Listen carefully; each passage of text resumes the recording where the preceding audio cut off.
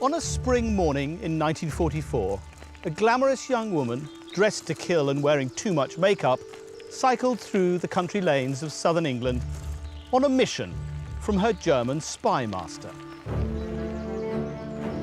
Her mission was to report on the build-up of Allied forces for the coming invasion of Europe, D-Day. She was building a detailed picture that, in the hands of the enemy, could destroy the Allied chances of a successful assault on occupied France. Her German spy master was delighted with her reports, congratulating her on her sterling work for the Third Reich. In fact, this German spy was not what she seemed. Every word she sent was false. Her lies were part of a web of espionage that drove the biggest deception in military history and helped ensure Allied victory on the beaches of Normandy. A complete world of military fiction was created. There were events which never took place. I went a few dozen of times to meet the Germans. I never felt absolutely certain that I should come back. He was really entering the lines then. He could have been betrayed at any time. I think it was overwhelmingly exciting because you were playing with fire.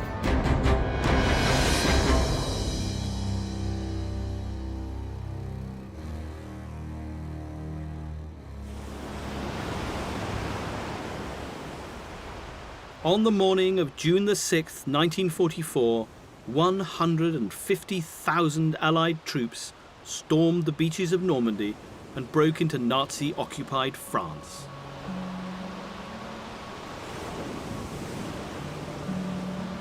Today, we think of D-Day as a great military victory, but it was not just the heroic action of the brave soldiers that won the day.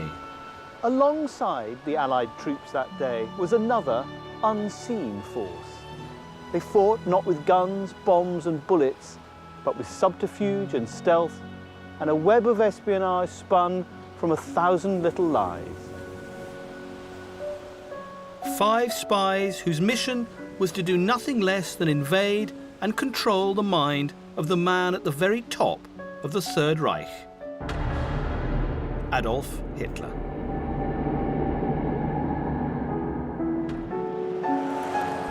Each of them had begun their careers working for the Germans, and their stories would culminate in a tale of triumph and tragedy that nobody would have believed at the time and barely seems believable now.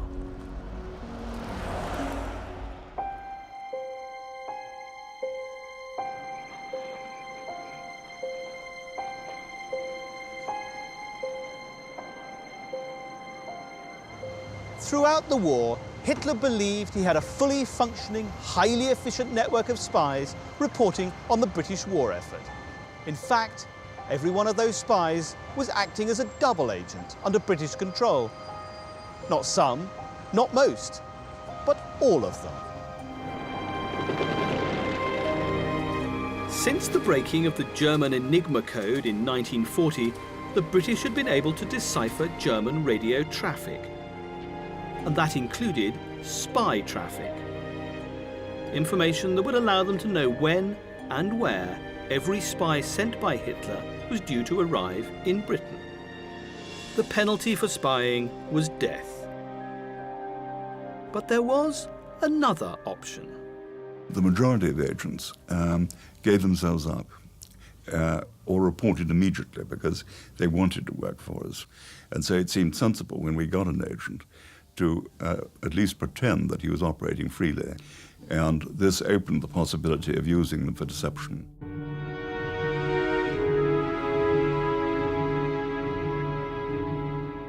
Those who chose to work against the Führer now came under the control of Department B1A, the division of MI5 responsible for running double agents. The unit's presiding genius was Lieutenant Colonel Thomas Argyle Robertson, known to his friends by his initials, TAR. His nickname was Passion Pants, on account of his tartan trousers and flirtatious manner. He was a natural gambler with a ruthless streak and an uncanny knack for seeing into the darker corners of the human mind.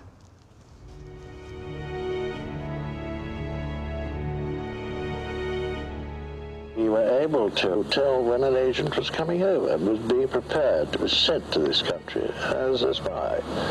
So that you could welcome him? So that we could welcome him, which we did in no uncertain terms, I can assure you. We generally knew when he was going to arrive and where he was going to arrive.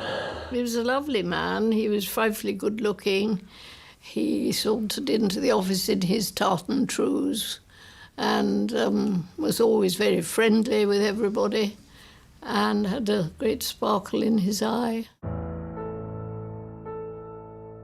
I don't think he was a scholar particularly, but I think he had a certain sort of special brain that was able to see round corners and invent things that would become believable if they were put across in a certain way. Tar Robertson planned espionage with the top-secret 20, or Double Cross Committee. Churchill himself had assembled this group of men who could see around corners, because he knew that Hitler and his military tended to think in straight lines. The Germans' ruthless efficiency made them more vulnerable to deception. They were so proud of the fact that they'd got these agents in this country. Therefore, they're sort of more gullible. The 20 Committee now planned to gamble this pack of double agents on one great deception, even if this meant they could never be used again. D-Day was that opportunity. Hitler's war had become the bloodiest in history.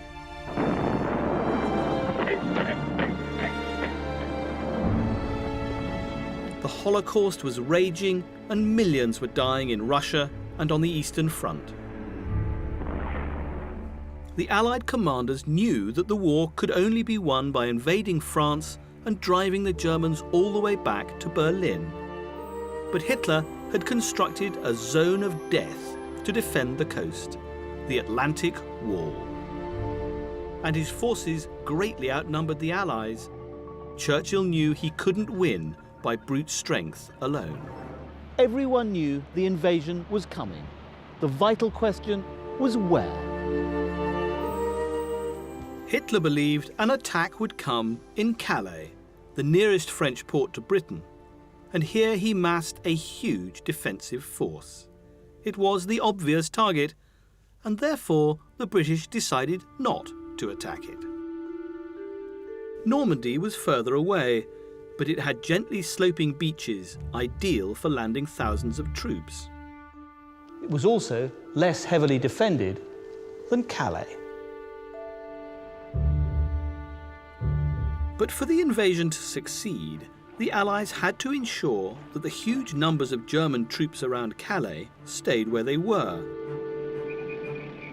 Because if they moved south and reinforced Normandy, then the breakthrough would not happen, and D-Day might end in a bloodbath.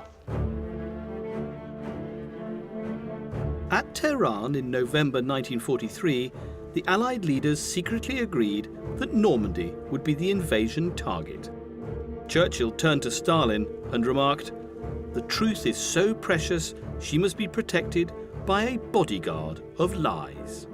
Thus was born the code name for the great D-Day deception, Operation Bodyguard.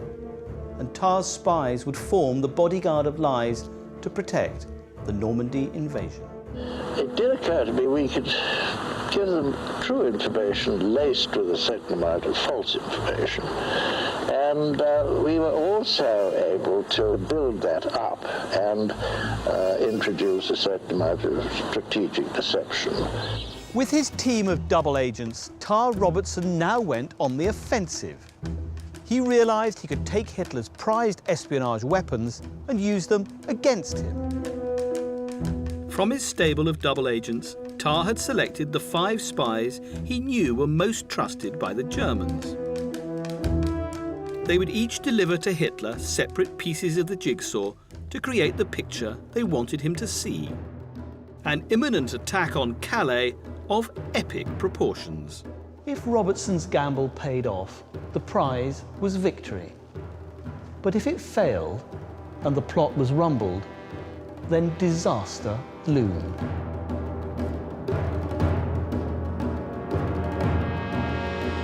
If just one of his double agents should prove a triple agent, then instead of deceiving the Germans, Robertson would be leading the enemy to the truth and sending thousands of Allied troops to their deaths. In February 1944, the arch-gambler Churchill gave the go-ahead. With 3 months to go until D-Day, the quintet went to war. One of Tar Robertson's intelligence officers observed, "I can't believe we'll ever get away with it."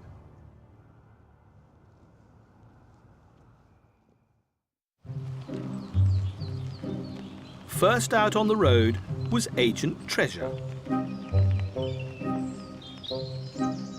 Her job was to cycle from town to town, collecting chicken feed, a mixture of truths, half-truths, and downright lies, delivered piecemeal to her German spy master.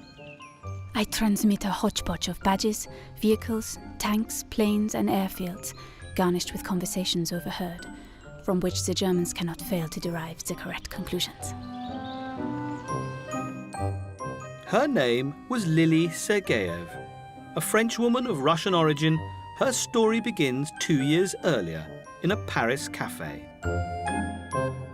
As always, she was beautifully dressed and accompanied by her beloved pet, a terrier called Babs.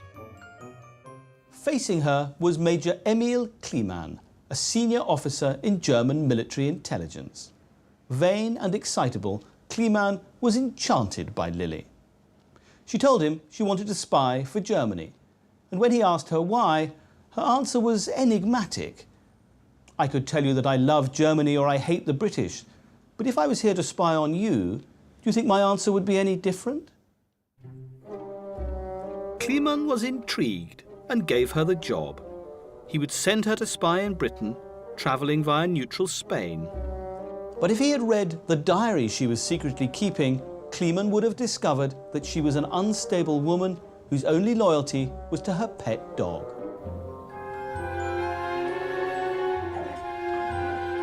Babs lifts up his shaggy, truffle-like nose and looks at me inquiringly. And I say in his pink ear, "It's a grand game, but if we lose our lives." Once in Madrid, Lily knocked on the door of the British embassy and immediately offered her services to the Allies as a spy.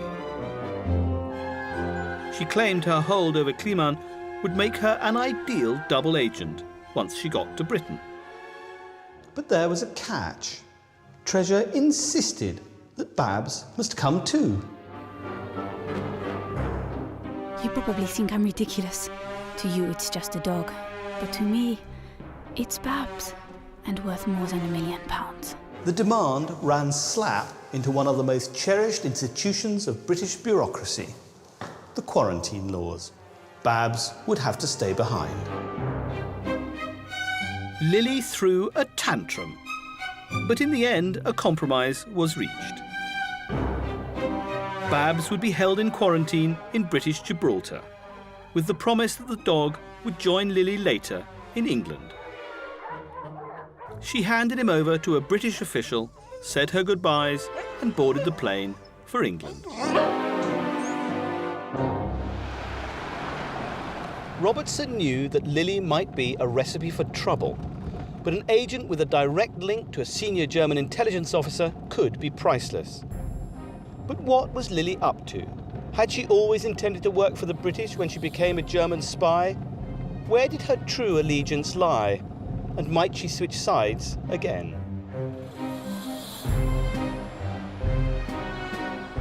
Tar Robertson said to me, "I think there is no doubt that the German intelligence people have complete confidence in you.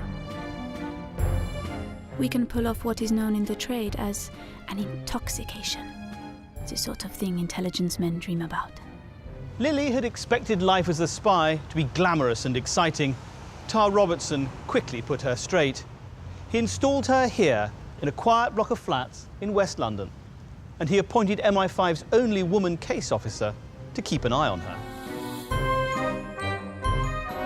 Mary Shearer was solid, unromantic, and resolutely English.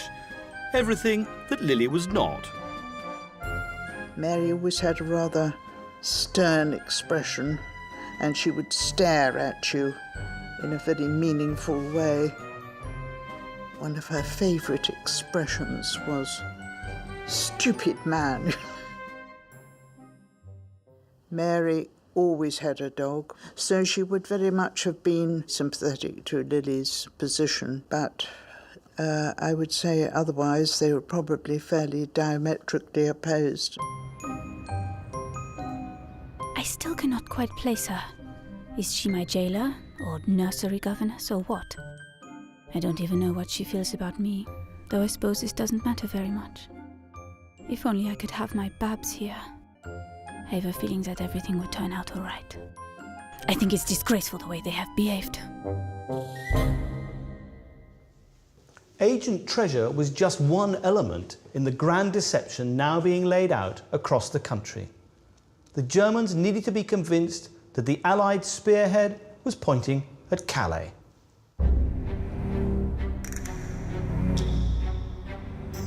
In order to create the deception, a vast American army was assembled in Kent, poised to attack Calais across the Straits of Dover.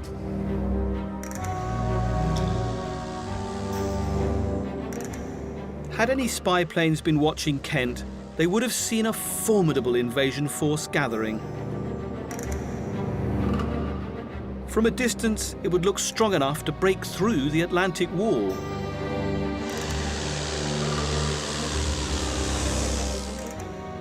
But close up, it was a different story.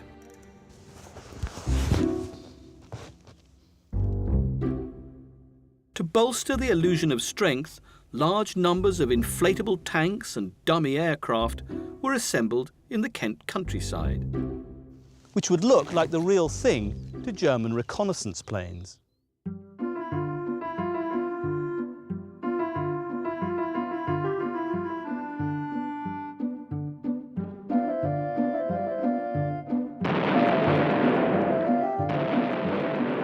We created an imaginary army, and we gave the Germans the impression that we had available almost twice the number of troops that were in fact in existence.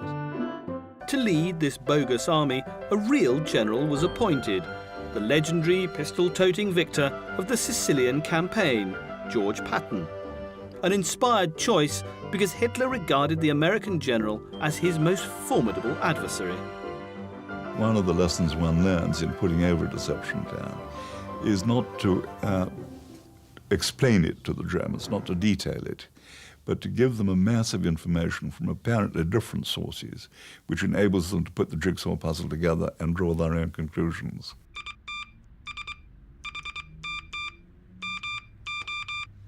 One of Tarr's agents was a Spaniard, a master of invention with an army of spies at his command.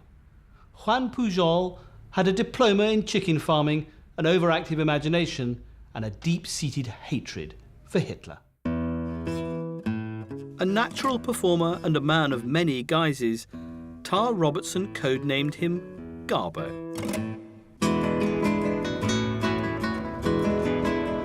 He launched his campaign from an anonymous semi-detached house in the northern suburbs of London. Astonishingly, he had convinced the Germans that he was a committed Nazi with access to high-level British intelligence. And he did not act alone. Garbo recruited no less than 27 sub-agents.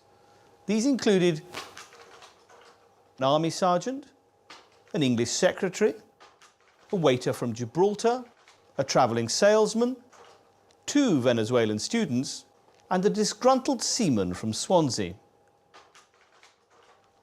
But perhaps the most extraordinary part of the Garbo network was the Brothers of the Aryan World Order, a group of fanatical Welsh fascists. Needless to say, none of these people existed.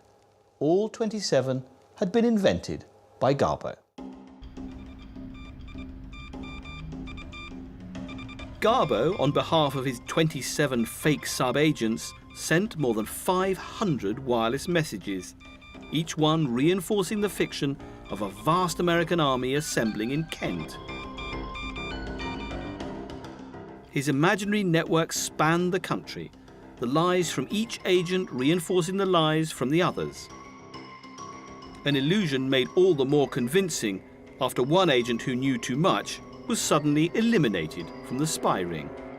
It was a massive undertaking, and the stakes could not have been higher. One slip and the entire network would be revealed for the sham that it was. Unknown to Garbo or any of Robertson's double agents, the German response to every message sent was being monitored by the Allies' biggest secret, the codebreakers of Bletchley Park. German signals decoded at Bletchley revealed that many of Garbo's messages were being passed on word for word all the way to Berlin.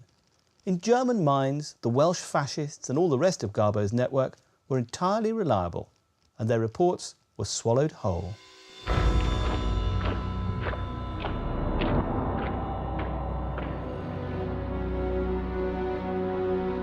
German reinforcements poured into Calais to prepare for an invasion.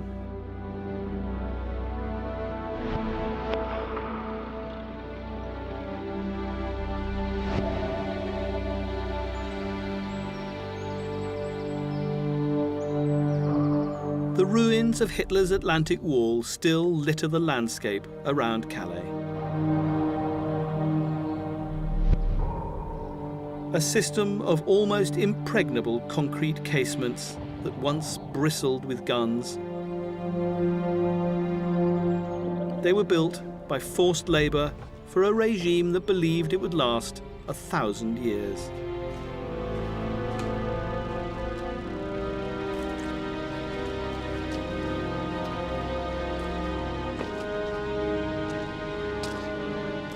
The bunkers were a warren lived in by hundreds of men, and deep inside these fortresses can be found a testament to the Nazis' belief in their invulnerability.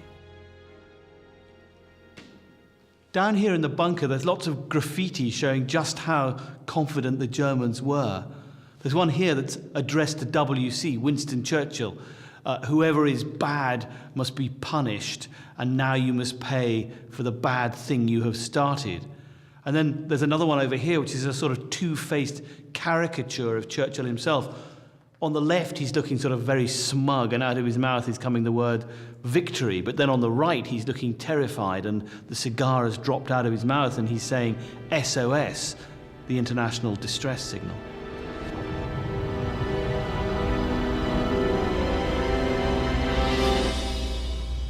Several hundred miles to the north of Calais, another deception was underway.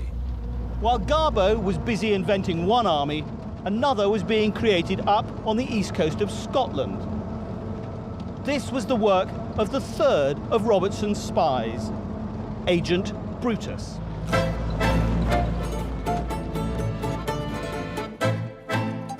Roman Czernawski was a deeply patriotic Polish fighter pilot. A professional soldier who had devoted himself to becoming an expert spy. A complete world of military fiction was created. There were events which never took place. All units, all kind of, starting from regiments up to division, even armies were created. People who never were born, generals, English or American, never existed. Were thousands of signposts put all around. But really, there were no troops here, no units in this beautiful, quiet countryside like it's today.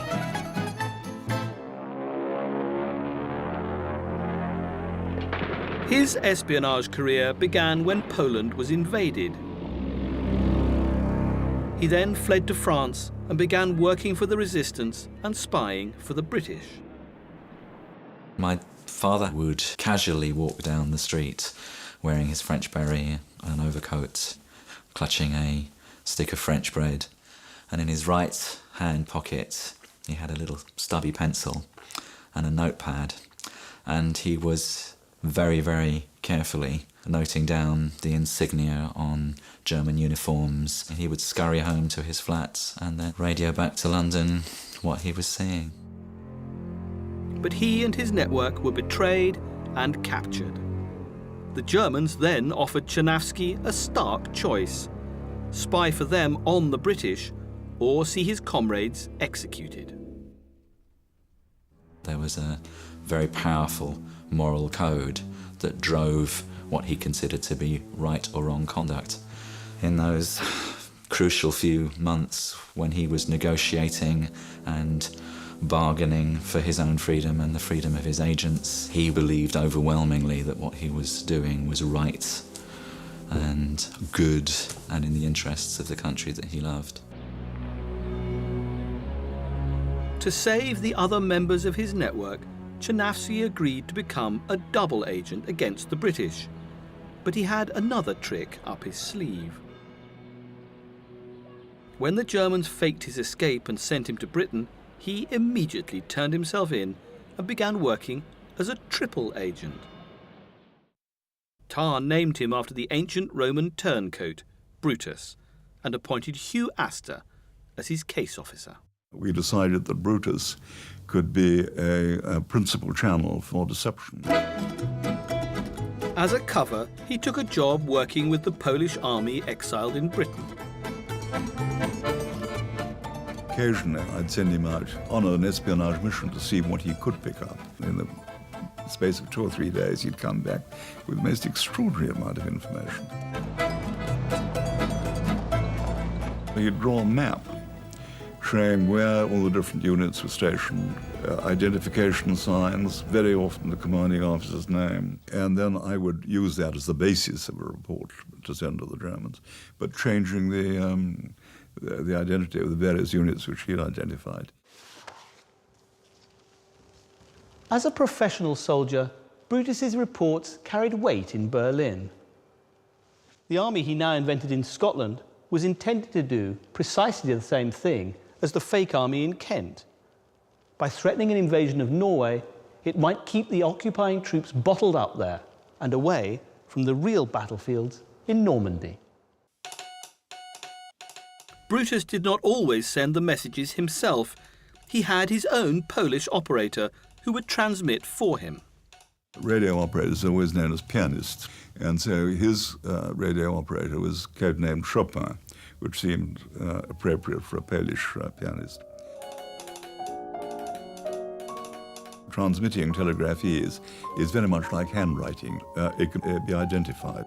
I would follow, as far as possible, his procedures, but substituting imaginary units for the real ones. So now, 2 fake armies had been conjured into existence. One in Scotland and the other in Kent. Meanwhile, the real invasion army was beginning to mobilise in southern England for the biggest amphibious assault in history.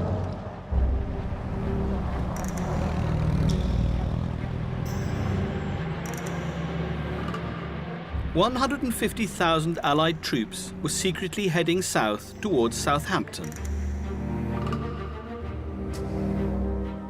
The entire Allied force was to be risked in one all-out assault on France, to be led by the Supreme Commander, General Dwight Eisenhower. The stage is being set for the beginning of the great and crucial test all over the world. I am completely confident that the soldiers, sailors, and airmen will demonstrate once and for all that an aroused democracy is the most formidable fighting machine that can be devised. I don't think we had a mental image of an enemy. We had a mental image of the Nazi Party and what they were doing. They were the enemy. They were terribly bad people. And somebody'd got to stop them. As part of Operation Bodyguard, Lady Dundas worked at General Eisenhower's headquarters. The goal was clear. But the D-Day secret was so precious, not even those risking their lives knew where the invasion would take place. only the top brass could know the whole truth. To provide Hitler with convincing information apparently gleaned from the highest quarters, Robertson played the most unlikely card in his hand, a bisexual Peruvian playgirl with the unimprovable name of Elvira Concepcion Josefina de la Fuente Chaudoir, the daughter of a guano magnate from Lima. An international party girl with a penchant for gambling and the high life, Elvira was slow to make her mark when recruited by British intelligence, who had sent her on a mission to charm her way into the German Secret Service. She ended up on her natural playground, the south of France, and then felt rather embarrassed and guilty that she hadn't done more work. And she was rather enjoying sunning herself, and she was a great gambler and a very good card player. She was a great poker player. She was approached by a German who she'd befriended, I think, in the casinos, and he asked whether she'd be willing to work for him in England. And after a good deal of thought, she said yes, she would.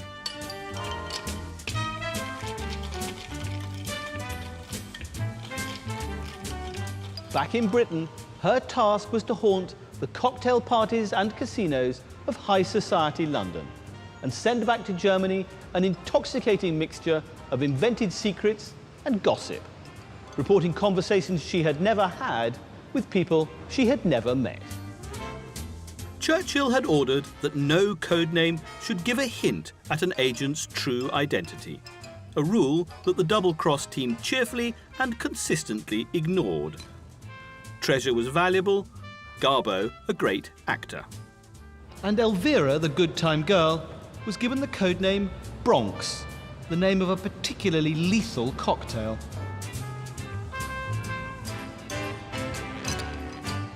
Bronx sent her messages not by wireless, but by post, writing to her German spy master between the lines of ordinary letters using a matchstick, impregnated with secret ink. Using the impregnated match, secret invisible messages could be written over ordinary correspondence. Once in enemy hands, the ink would be chemically developed to reveal the key information. Samples of Bronx's letters have been released to the National Archives in Kew. Tell me what we have here in this file. Well, this is the file of Bronx, one of the double agents, and it includes a whole range of documents relating to the way she was controlled in the United Kingdom, but also some of the texts of some of the secret messages that she sent to her German controllers. What is this, Mark? Yeah, this is a photograph taken by MI5 of the secret message, which was written underneath a message. In capital letters, she's written, "Last week I saw a man unload a lorry full of foodstuffs into an old empty house next to the church at Roehampton." It's not exactly going to change the war, is it? No. Well, I mean, you're not going to give all of your best stuff at once either, and it's part of it. It's a way of stringing people along. There's a bit of a boy's own paper ring to the idea of secret ink. Was it important in the Second World War? Yeah, and it had been since the First World War. But, I mean, the point about this sort of means of communication is it just took an awfully long time, because it's going to take the best part of 2 weeks to get there, probably. So it's a kind of cumulative effect, her traffic? Yeah, and it's also making the best of what you got, because if you don't have wireless communications, how are you going to do it? No mobile phones in that time.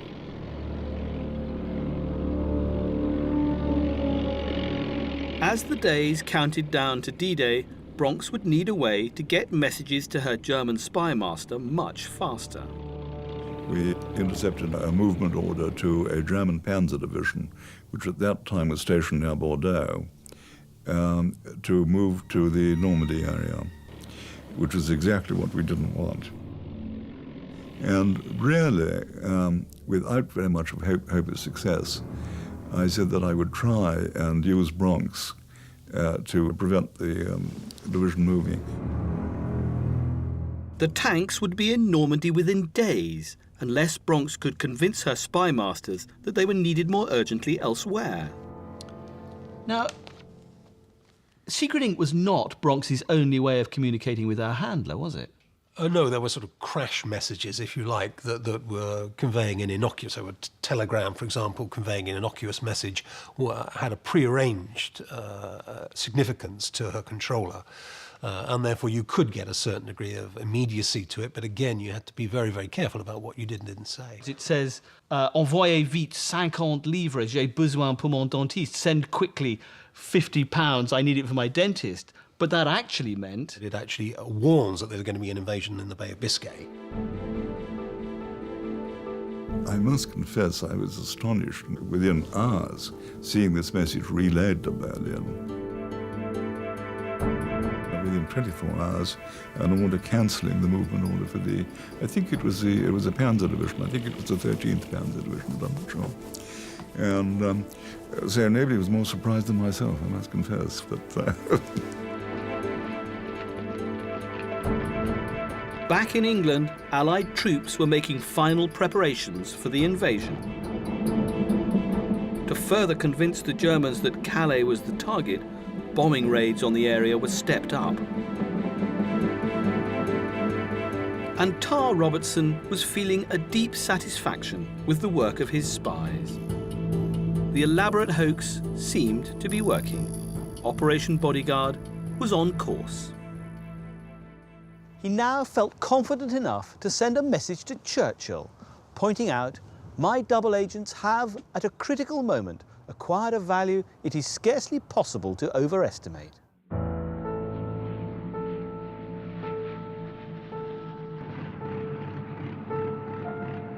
But to drive home the D-Day lie, Robertson needed an agent brave enough to make direct, personal contact with the enemy. Anybody who goes into the field is courageous. And the Germans were very rough on these people when they caught them. The risk of being caught was quite high. Lisbon, in neutral Portugal, was a hotbed of wartime espionage and a regular haunt of Duško Popov, a flamboyant international dealmaker from Dubrovnik. But his business was simply a cover. He was a British double agent codenamed Tricycle, working directly for Tar Robertson. Tricycle was just the man to inject the Great Deception into the heart of German intelligence. When I was with the Germans, I tried to play the part that I'm a real German spy. Because in that kind of work, you are allowed one mistake, and that's the last one you ever make. He was really entering the lines then on every occasion that he traveled back to Lisbon. He could have been betrayed at any time. Since he had to deliver information firsthand rather than use the wireless, charm came into this. He had a lot of self-confidence, and he was a very charismatic person. He had trust in his ability to convince the Germans that he was loyal to them. He was taking a huge gamble, but it was a calculated one, because his German spy master was also a British double agent. Johnny Jebsen was a senior German intelligence officer, and at the start of the war, he had recruited his friend Popov to spy on the British. They shared a taste for parties and women and indulged this to the full whenever they met up in Lisbon. But secretly, Jebsen also shared Popov's hatred for the Nazis. Jebsen was probably very similar to Duško in his way to gamble with life. They were best of friends since university days, so I think that friendship was really key. But the close friendship between Popov and his German controller Jebsen was starting to worry MI5. It became apparent that his German controller knew that he was working for us. And this created a new dimension to the game. I was rather gung-ho at that time and felt that we ought to eliminate his controller, but wiser counsel prevailed, and we didn't. Instead, Popov told MI5 that Jebsen was anti-Nazi and should be brought in as another double agent. Jebsen was recruited as agent artist. Johnny was their best source of information in the German Secret Service. He was also able to protect Duško. At one point, they became so important If either of them was uncovered, it could mean the whole deception plan would be lost. As Popov flew back and forth between London and Lisbon, Jebsen was able to provide him and the British with a wealth of information secured from his position deep within the German war machine. Secret weapons, military production, and the innermost workings of German intelligence. And he did more. He also revealed the identities of Germany's top spies operating in Britain, information that would enable the British to catch them. The problem was that these were the very spies under Robertson's command, each responsible for a part of the deception. Only a small number of people knew the whole detail. I mean, some would know the place, others would know the date, others would know the composition of the invading force, but very few people knew the whole story. Since Robertson's spies continued to report to their German spy masters without being arrested, Jebsen came to the obvious conclusion. They were all double agents, and the Germans were being deceived on a massive scale. Jebsen was now in on the secret, and MI5 knew it. They were very much worried about Jebsen. Jebsen could have betrayed the whole deception plan. If he had been caught, all the others would fall. Bletchley Park intercepts also revealed that Berlin was suspicious. Jebsen was asking too many questions and was now under investigation. MI5 had every reason to be alarmed. Agent Artist knew the D-Day secret, and now the Gestapo were closing in on him.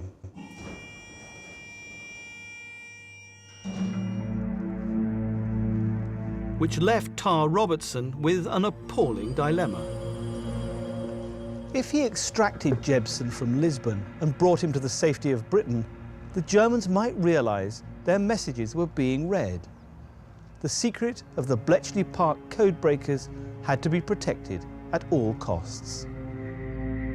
But if Robertson left Agent Artist to his fate, there was a real risk the Gestapo would arrest him. Once he was in their hands, how long would he hold out before he cracked and exposed the entire D-Day deception?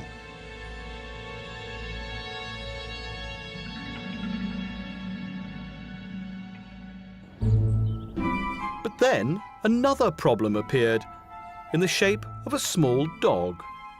For months, Agent Treasure had badgered MI5 to fulfill their promise and bring her pet dog to Britain.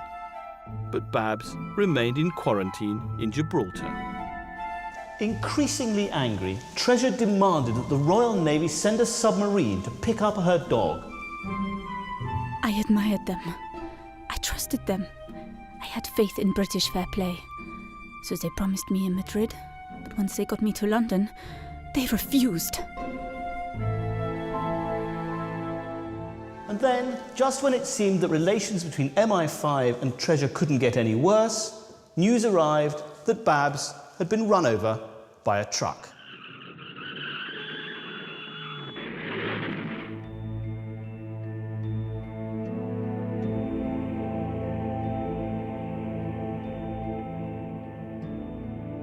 Treasure was heartbroken and furious. She immediately accused Robertson and MI5 of murdering her pet dog. And perhaps she was right. A clue may lie in her MI5 case files. Losing Babs I find very hard to accept. I am alone. Absolutely alone. The index contains no less than 9 separate items relating to Babs. Letter to Treasure from Gibraltar about the welfare of her dog. Note on quarantine regulations with regard to Treasure's dog. Every single one has been removed from the files and destroyed. The mystery of Babs's death may never be solved, but its consequences were potentially catastrophic. I can destroy the work of 3 years. Just a double dash, and the Germans will know that I work under the control of the intelligence service. Treasure had kept one vital secret from her British handlers. Emil Kleemann, her German spy master, had instructed her to insert a coded warning into her radio messages if she was caught, to alert him that she was being controlled by the British. This is my revenge. They made me a promise, and they didn't keep it. Now, I shall have them in my power. In Lisbon, meanwhile, events were moving with terrifying speed. Johnny Jebsen, agent artist, was summoned to the offices of German counterintelligence in Lisbon to receive a medal for his services to the Third Reich. But there, his luck ran out. He was ambushed, drugged, and smuggled out of Portugal.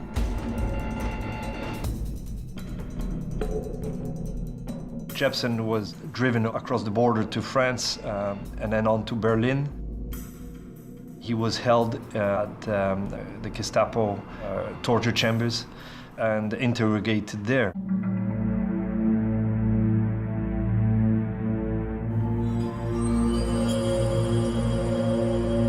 I wouldn't have wanted to be captured by the Germans. I think they were very rough. The number of agents who died in German hands and tortured.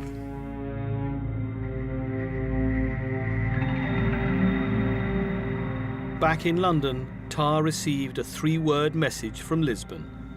It was the message he had been dreading. Johnny has disappeared. MI5 was swept by near panic. Tar Robertson called a crisis meeting. Should they shut down the entire double-cross operation, or could they continue as if nothing had happened? It was no longer safe for Popov to act as a double agent.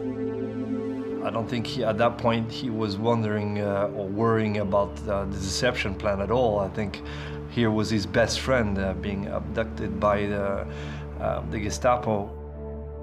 Most people didn't think that Johnny would be able to resist interrogation. They all thought he would crack under physical torture. People would have thought, you know, that's it, the game is ended. The fate of Johnny Jebsen and the destiny of thousands of Allied soldiers weighed heavily on Tar's shoulders. And then the ghost of Babs the dog came back to haunt him. And now, at the worst possible moment, Agent Treasure threatened to blow the entire double agent system. Treasure finally admitted that she had agreed a secret signal with her German spy master to be inserted into her messages should she ever be caught. She confessed that her motive was revenge for the death of Babs. But she refused to say what the secret signal was or whether she'd already sent it.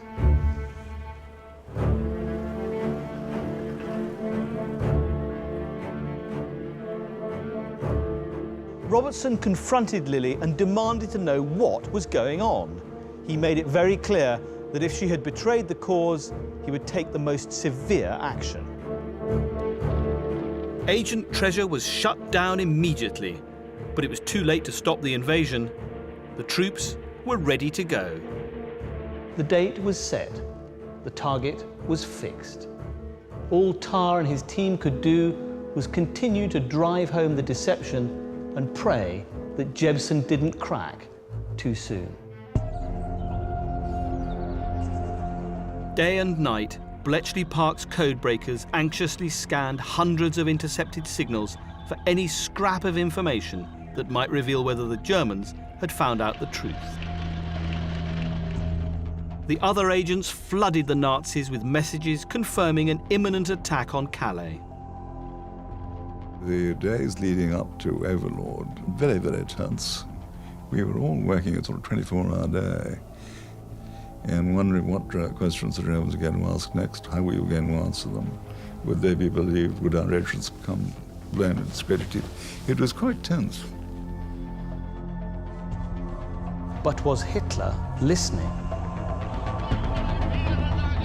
Hitler's absolute control over his armed forces meant that his was the only decision that really mattered. whether or not he believed the D-Day lie would make or break the Allied invasion. Just before D-Day, Hitler met the Japanese ambassador, Baron Hiroshi Oshima. The Führer was keen to talk about the invasion and his knowledge of Allied plans. Impressed, Oshima immediately radioed back a report of his conversation to Tokyo. 2 days later, the report, decoded and translated, landed on Robertson's desk. Hitler was adamant. They will come forward all out across the Straits of Dover. The target was Calais.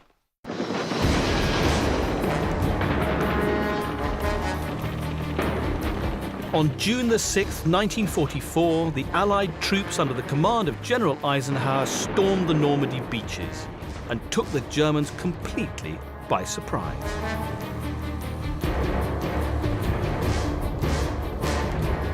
Over 10,000 Allied troops fell on the first day of the invasion. It was a high and bloody price to pay, but a fraction of the casualties there would have been had the Germans been ready. By the end of the day, the Allies had their first foothold in France, but the job was not yet over. As the Allies pushed on into France, the unseen force of the D-Day spies fought alongside them. We were able, up to a point, to persuade them that the Normandy landings, when they started, were a diversionary attack, that the main force was still in East Anglia, waiting to go across the Channel to Calais. We rather assumed that by D+10, the Germans would have realized that they were having their leg pulled. In the event, things went much better than we'd expected. 23 days after D-Day, Garbo received a startling message. The Führer had decided that in recognition of his heroic efforts in the service of the Third Reich, Garbo should be awarded the Iron Cross, Germany's highest military honour. Unbelievably, the D-Day lie was still holding. As late as July, more than a month after D-Day, no fewer than 22 German divisions, almost 250,000 men, were still held back in the Calais area. In Norway, German sentries anxiously scanned the horizon, waiting for the attack from Scotland, that also never came. The hoax had been more successful than anyone would have dared predict. The liberation would be slow and costly, but after the landings of June the 6th, victory was in sight.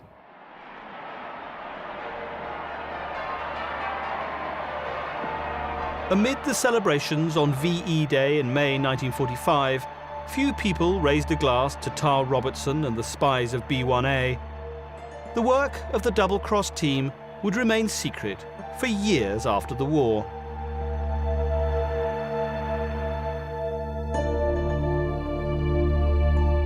But recently declassified files revealed the full impact of the deception operation. This captured German map showed where the Nazis believed Allied forces were positioned immediately before D-Day. The map corresponds precisely with the lies fed to German intelligence by the D-Day spies. The deception town saved many thousands of lives and was the equivalent to quite a large additional army force. Their counterparts in German intelligence never guessed the massive hoax Tar and his team had pulled off. Or maybe some of them did, and just chose to ignore it. Let us put ourselves in the position of a German controller with an agent in England. Would you go to Hitler and say, I've been spending millions of Deutschmarks maintaining this organization in England, and they're all a lot of dummies? I mean, very difficult for him to do. Hugh Astor carried on his work for MI5 in the Middle East. But Tar Robertson left in 1949 and became a sheep farmer. Some of the D-Day spies were recognized for their contribution and awarded medals in strictest secrecy. Garbo was awarded an MBE, an unusual honor for a man who had already received the Iron Cross. Long after his fake agents had been laid to rest, Garbeau visited the Normandy war graves. I did all the things that I could to save men, but I couldn't save this man here. It's very sad for me to see it now. Thousands more would lie in cemeteries like this had it not been for the work of Garbeau and the other D-Day spies. Agent Treasure had not gone through with her threat to expose the deception plan.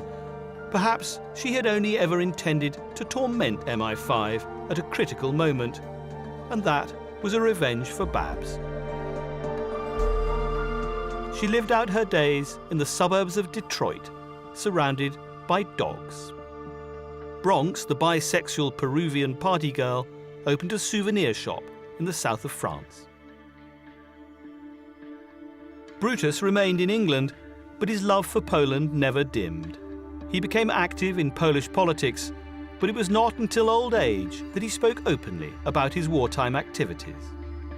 I grew up with the stories of him skiing and him being a pilot and anecdotes of him being parachuted into occupied France. It's exciting to know that the stories that I grew up with were actually true, and that those stories were part of a much bigger story in which he was central. And that does make me proud. Duško Popov, Agent Tricycle, returned to business, eventually retiring to a house in the south of France, where he wrote his memoirs. I went a few dozen of times to meet the Germans. I never felt absolutely certain that I shall come back. And it would be lying now to tell you that I wasn't afraid. I was actually terrorized from the first day to the last. His house is still the family home. Popov died in 1981, wondering to the end just what had happened to his friend Johnny Jebsen. These men did extraordinary things during the war, and I think the war called for them to rise to that event, and they took chances probably people wouldn't take during peacetime, but the times called for it. It was war. The fate of Johnny Jebsen, agent artist, is shrouded in mystery. In early 1945, he was moved to one of the most notorious concentration camps in Germany. And 2 months before that camp was liberated, the Gestapo came to collect him. He was never seen again. Johnny Jebsen could have turned history in a different direction and survived, but he chose not to. Like many ordinary, flawed people, he didn't know his own courage until war revealed it. Agent artist Johnny Jebsen was not a conventional D-Day hero, but he was a hero nonetheless.